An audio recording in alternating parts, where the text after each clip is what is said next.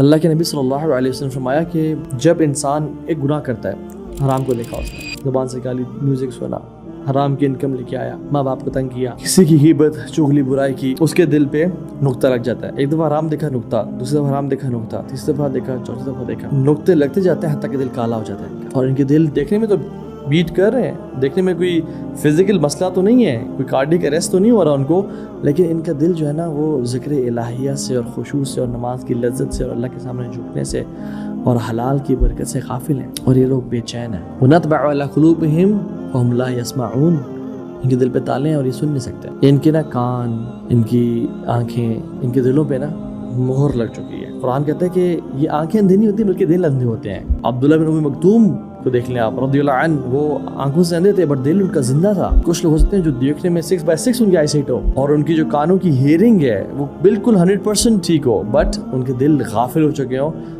اور ان کو آخرت ذرا پرواہ نہ ہو اور دنیا کی خواہشات اور لذت اور زنا اور فحاشی میں انوالوڈ ہو. اور ایسے لوگوں کی کمپنی میں بیٹھنے سے منع کیا گیا ہے. وَلَا تُطِعْ مَنْ أَغْفَلْنَا قَلْبَهُ عَنْ ذِكْرِنَا وَاتَّبَعَ هَوَاهُ وَكَانَ أَمْرُهُ فُرُطًا. اپنی نظریں نیک لوگوں سے ہٹا کے ان لوگوں کی طرف دیکھنی بھی نہیں ہے، اور وہ کیا کرتے ہیں؟ کیوں؟ وَاتَّبَعَ هَوَاهُ، اور یہ اپنے خواہشات کو فالو